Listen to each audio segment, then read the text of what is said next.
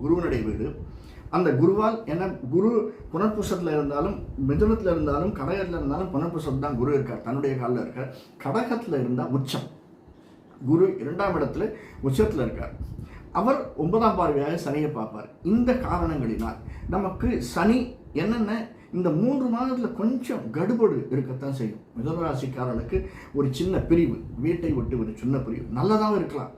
சில பேருக்கு திடீர்னு ஒரு சான்ஸ் கிடைக்கலாம் வெளிநாடு போகிறதுக்கு, வெளி மாநிலம் போகிறதுக்கு, இல்லை வேறு யாராவது ஒரு 10 நாளைக்கு ஒரு டூர் போயிட்டு வரத்துக்கு, இப்படியெல்லாம் நல்லதாகவும் இருக்கலாம். ஒரு சின்ன பிரிவு இருக்கும் மிதுனராசிக்காரர்களுக்கு. அது மிருகசீரிஷம், திருவாதிரை, புனர்பூசம் 3 நட்சத்திரமே.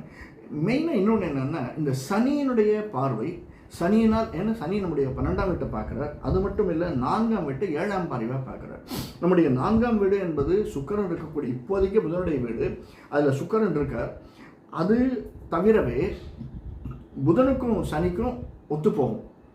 என்னதான் அதனால் என்ன ப்ளஸ் பாயிண்ட் அப்படின்னா, நமக்கு நம்முடைய கணவன் மனைவிக்கு